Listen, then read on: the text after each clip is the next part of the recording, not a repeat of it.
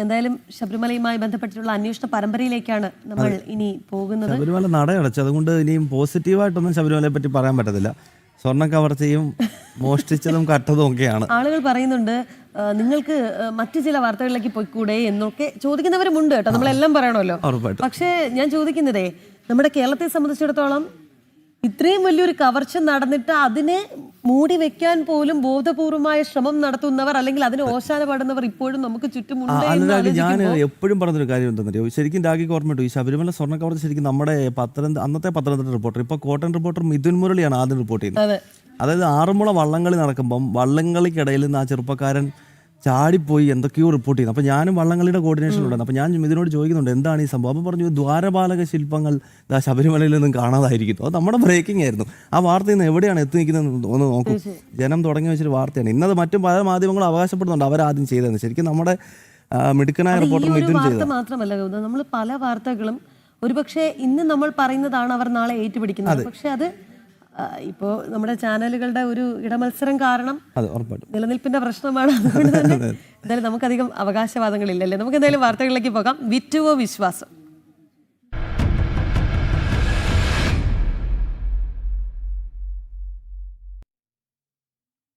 ശബരിമല സ്വർണ്ണ കവർച്ച കേസിൽ SIT അന്വേഷണം പ്രതിസന്ധിയിൽ. കുറ്റപത്രം സമർപ്പിക്കാൻ ഇനിയും കാലതാമസമുണ്ടാകും.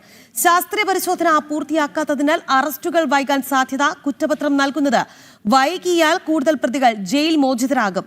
അതേസമയം തന്നെ ശബരിമല സ്വർണ്ണ കവർച്ച കേസിൽ ശാസ്ത്രീയ പരിശോധന നടത്തിയ VSSCയിലെ ശാസ്ത്രജ്ഞരുടെ മൊഴി രേഖപ്പെടുത്തും. വിവരങ്ങളുമായി MS വീണ തിരുവനന്തപുരത്ത് നിന്ന് ചേരുകയാണ്. ഗൗതം, അതിനു മുൻപ് തന്നെ നമ്മൾ ഈ ഒരു വിഷയം ഗൗതം സൂചിപ്പിച്ചതുപോലെ നമ്മൾ വലിയ രീതിയിൽ ചർച്ചയാക്കിയ വിഷയമാണ്. അത് തന്നെയാണ് ഒരു പക്ഷേ ഇപ്പോൾ അന്വേഷണം ഏത് രീതിയിൽ വരെ ഈ ഒരു രീതിയിലേക്ക് വരെ എത്താനുള്ള കാരണം. എന്തായാലും നമുക്ക് വീണയിലേക്ക് പോകാം. വീണ നമസ്തേ, പറയൂ, എന്താണ് ഈ ശബരിമല സ്വർണ്ണ കവർച്ചയിലെ പുതിയ അപ്ഡേഷൻസ് എന്താണ്?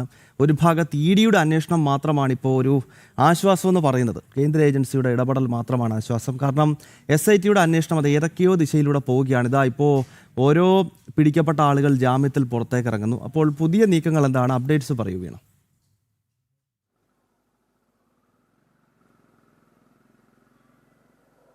Good morning Gautham and Rakhi.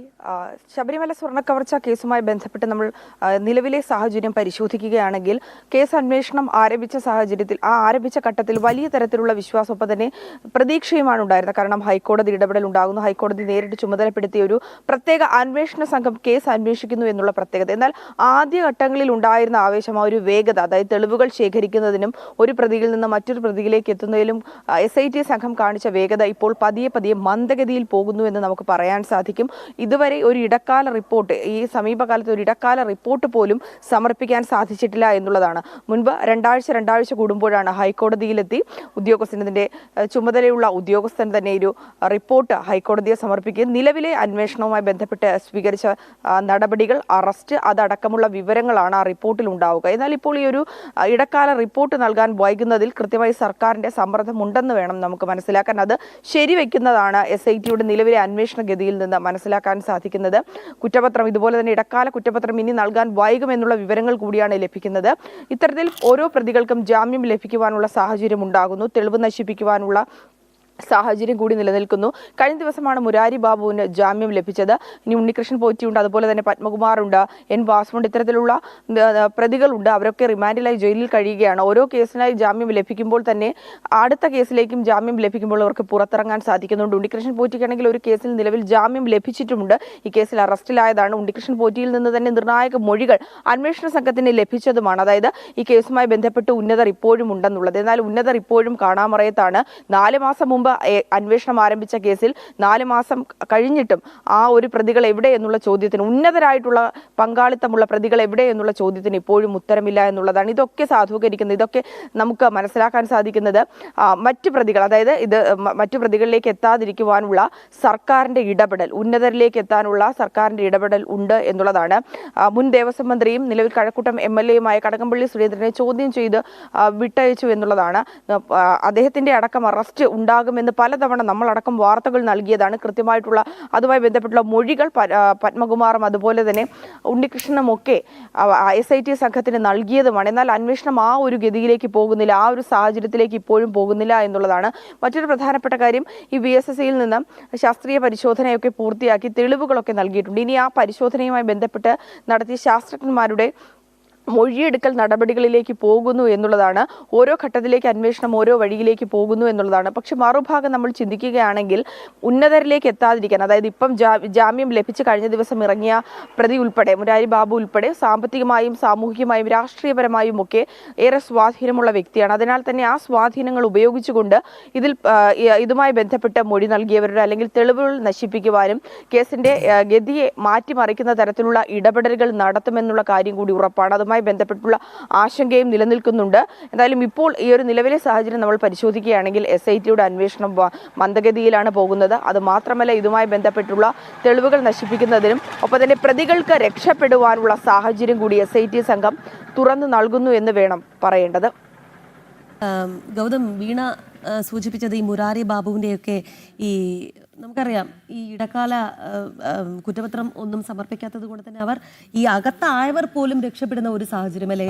ഈ മുൻ ദേവസ്വം മന്ത്രി കടകംപള്ളി സുരേന്ദ്രൻ്റെയൊക്കെ അറസ്റ്റ് എന്തുകൊണ്ട് വൈകുന്നു? ഇപ്പോൾ കഴിഞ്ഞ ദിവസമൊക്കെ യുവമോർച്ചയുടെ അതിശക്തമായ പ്രതിഷേധം വിഷയത്തിൽ ആലോചിച്ചു. കോഴിക്കോട് വലിയ രീതിയിലുള്ള പ്രതിഷേധമായിരുന്നു അത്.